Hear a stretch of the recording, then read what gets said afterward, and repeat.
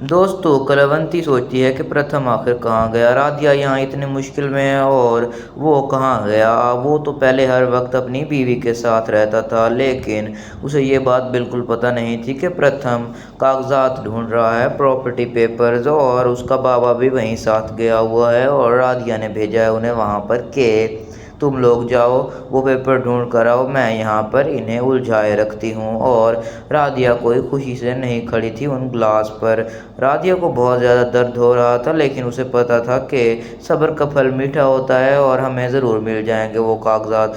दूसरी तरफ कलावंती वो बहुत परेशान हो जाती है और सोचती है कि आखिर कहाँ गया प्रथम। वो लैला मजनू की तरह हमेशा ये दोनों एक दूसरे के साथ चिपके रहते हैं, लेकिन अब पता नहीं कहाँ चला गया। उसको ये तो बिल्कुल पता नहीं था कि प्रथम ढूंढ रहा है प्रॉपर्टी पेपर। दूसरी तरफ वो कट्टा वो ढूंढ देख लेता है प्रथम को और उसके पीछे लग जाता है। वो जैसे ही उसके पीछे जाता है, वो देखता है कि प्रथम छुप कर कुछ काम कर रहा है। वो उस पर पिस्टल तान लेता है, लेकिन राधिया उसको कुछ भी नहीं होने देने वाली थी। दूसरी तरफ राधिया वो अभी उनको उलझाए रखी हुई थी कि प्रथम को कोई नुकसान ना पहुंचा दे वो कट्टा, और फिर उन दोनों के दरमियान कोई लड़ाई ना हो जाए। प्रथम पर वो गन तान कर खड़ा था और वो उसे कह रहा था कि तुम मेरे साथ चलो।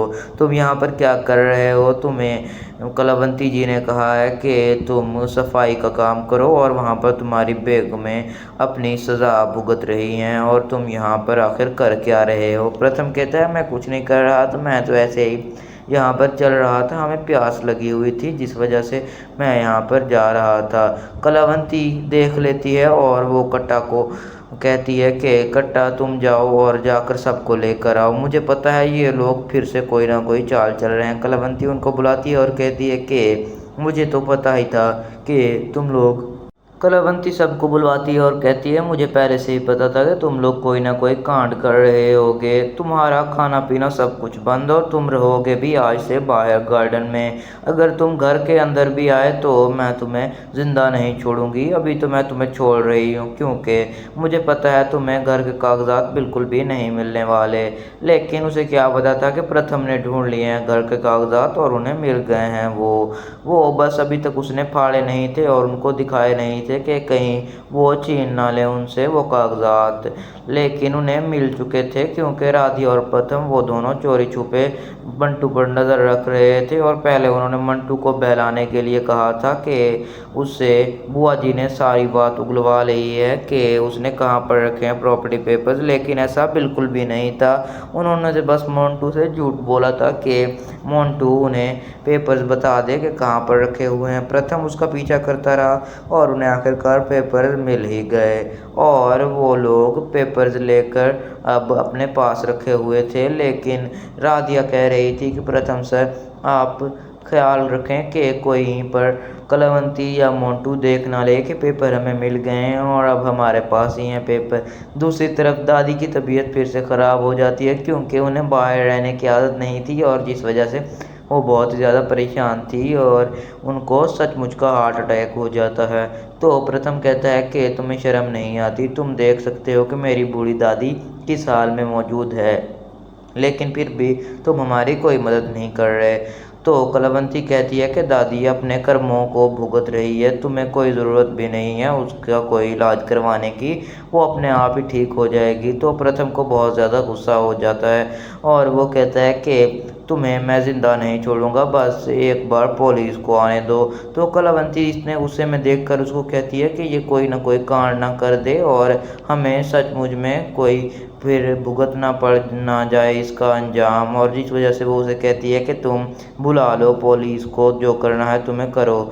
लेकिन प्रथम कहता है अभी तो हमारे पास मोबाइल फ़ोन मौजूद नहीं है। कलावंती कहती है तुम डॉक्टर को बुला लो, मैं तुम्हारे साथ मजाक कर रही थी। आखिर वो माँ जी मेरी भी तो माँ जैसी हैं, मैं उन्हें क्यों नुकसान पहुँचाना चाहूँगी। तो प्रथम फ़ौरन डॉक्टर को कॉल करता है और कहता है कि आप जल्दी आएँ, यहाँ पर हमारी दादी की तबीयत ख़राब हो गई है और वो बिल्कुल भी चलने की हालत में नहीं है और हम उन्हें अस्पताल लेकर भी नहीं आ सकते।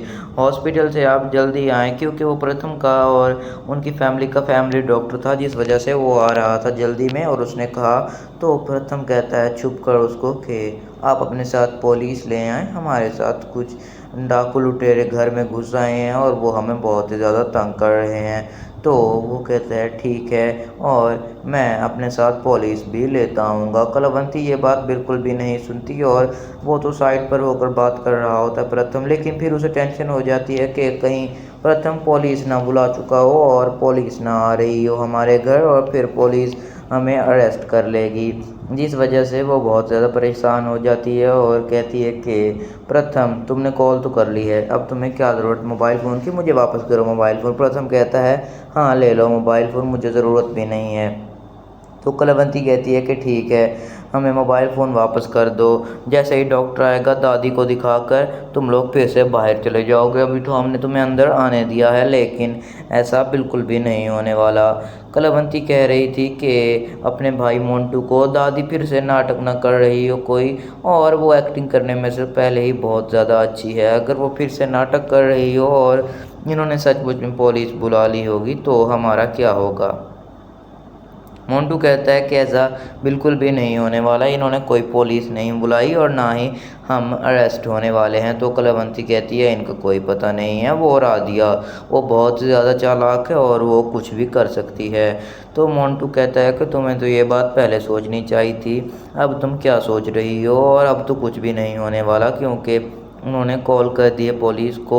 अगर मोबाइल तुम्हारा ले लिया था और अगर उन्होंने नहीं भी की हुई तो पागल होंगे, तुम उन्हें आखिर मोबाइल दिया क्यों उनको।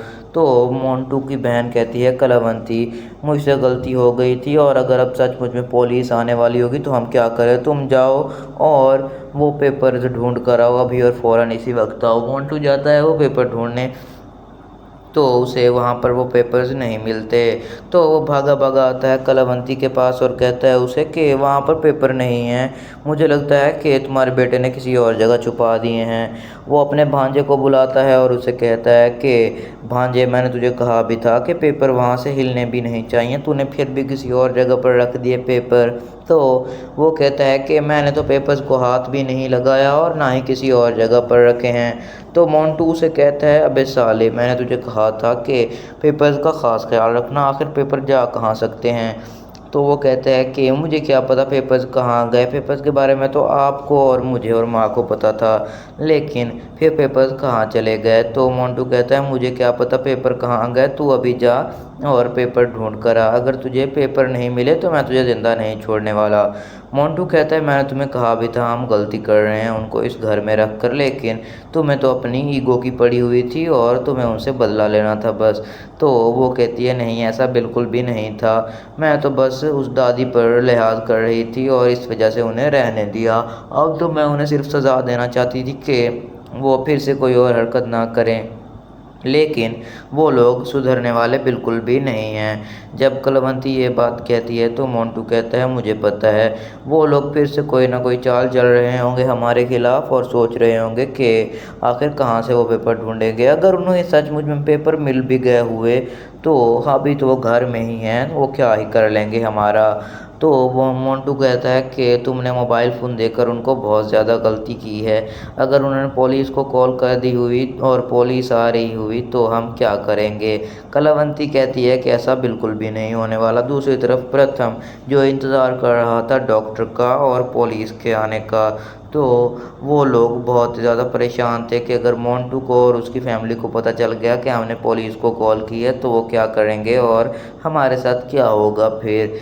तो कलावंती कहती है कि भाई को मुझे पता है वो लोग इतने चालाक भी नहीं है कि उस पिक के पीछे से वो कागजात ढूंढ लें, लेकिन मोंटू कहता है तुमने गलती की है उन्हें मोबाइल फ़ोन देकर, अगर पुलिस आ गई और उन्होंने पुलिस को बुला लिया हुआ तो हम क्या करेंगे। मैं तुम्हें कह तो कुछ नहीं सकता क्योंकि तुम हर वक्त उड़ती ही रहती हो और अब तुमने बहुत ही ज़्यादा खुशी से उनको मोबाइल फ़ोन भी दे दिया। हम क्या करेंगे अगर पुलिस आ गई और पुलिस हमें अरेस्ट कर कर ले गई। तो कलावंती कहती है कि ऐसा बिल्कुल भी नहीं होने वाला और तुम टेंशन मत लो, मुझे पता है वो लोग इतने पागल भी नहीं हैं कि वो मोबाइल से पुलिस को कॉल करें। अभी वो बहुत ज़्यादा परेशान थे क्योंकि उनकी दादी बीमार हुई हुई थी। तो मोंटू कहता है ऐसा बिल्कुल भी नहीं है, वो लोग बहुत ज़्यादा चालाक हैं, तुम्हारी सोच से ज़्यादा भी चालाक हैं और उन्होंने पुलिस को अब तक कॉल कर ही दी होगी और पुलिस आने वाली होगी। तो वो कहती है कि उन्हें वापस अंदर घर के हमने रहने तो दिया है और वो फिर ऐसा क्यों करेंगे। वो तो बस यही चाहते थे कि दादी ठीक हो जाए और वो दादी को लेकर यहाँ से चले जाएंगे। उन्होंने बस एक दिन की मोहलत मांगी है और डॉक्टर को इसलिए तो मैंने आने दिया है यहाँ पर। मोंटू कहता है ऐसा बिल्कुल भी नहीं होने वाला, वो तुम्हें पुलिस के हवाले कर देंगे और फिर से हमसे ये सारी दौलत छिन जाएगी। तो प्रथम कहता है कि अभी तक पुलिस क्यों नहीं आई।